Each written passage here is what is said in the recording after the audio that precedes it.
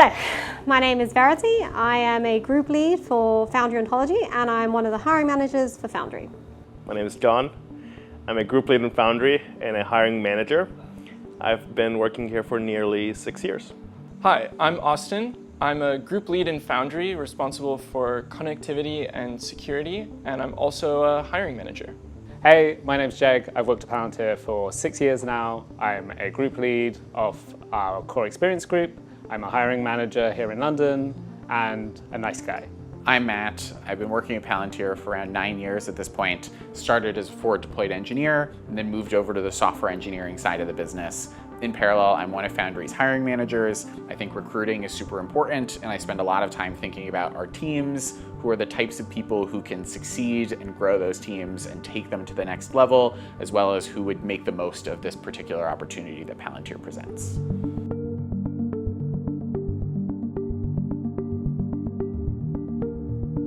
So in many other companies, you'll find a specific domain and you'll go directly down, how do you solve something for aerospace or for oil rigs, for example. Here at Palantir, I genuinely believe we find 20 different domains and try and solve the most abstract, hard problem across all of them in such a way that we can reproduce that and then find what's the next hardest problem. And we also have to deploy to a lot of very complex environments, such as on the edge, where we have significant hardware and connectivity constraints that are different than when you're only thinking about cloud-only solutions.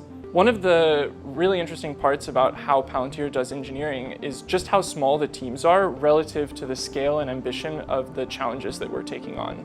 At a really big tech company, you might have a team of 30 working on something that at Palantir is just 3 or 4 engineers. There's nothing like a gravitational pull of a real problem on Palantirians.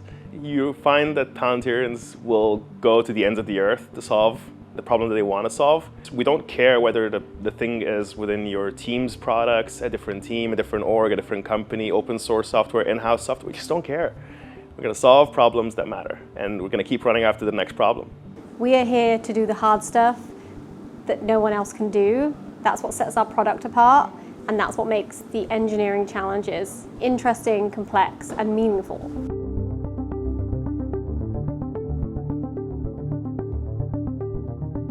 The collaboration between teams is much less formal than you'd expect from a company of our size.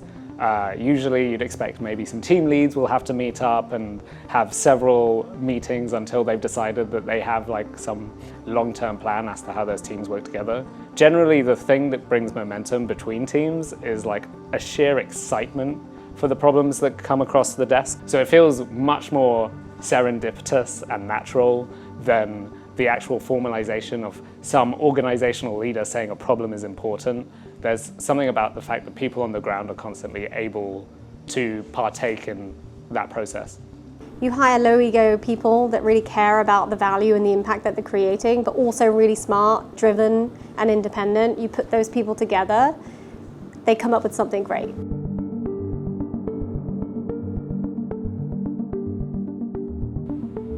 It's actually quite hard to describe growth at Palantir. I found growth when I came to Palantir very interesting, mainly because I came from finance. And to me, at that point, growth was very much like, am I going to become a vice president? Am I going to be an executive director? If you're looking for a ladder to climb, then I would just encourage you to go apply to big tech, because that's just not how we do it at Palantir. It's far more individual, and it's focused on you. One of the things that I think is central to the Palantir experience is consistently being uncomfortable. We will put you in positions that are harder than things that you've had to work on in the past, where the right solution is ambiguous and unclear, and it's up to you to figure out what the right path forward is. And I think it's through that continual level of discomfort that people grow the most, by being put in situations where they don't know the right answer, and then they get to learn both from their successes and their failures. You get to define what you want to do at this company. Really, do you want to do manager things? You can. Do you want to do code? You can. You want to go in bed with a customer? Sure, go for it. Honestly, you get to figure out how to lean most into your spikes and avoid your kryptonite. That's how we do it at Palantir.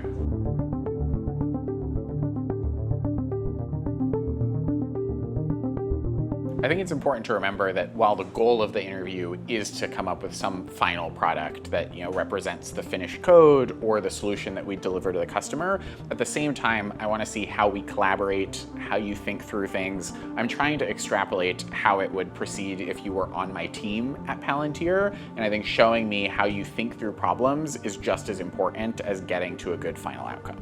There's no actual 10-step guide to getting through the interview process. I wish I could just stare down the camera and say, if you do this, you'll get to work here. But I think the most honest answer is be honest to yourself. We don't necessarily want to hear your sort of prepared statement of what you think we want to hear. So be real in the interview process, talk about what you really like, what you dislike, what you're excited about, what you're not excited about, and get into the details.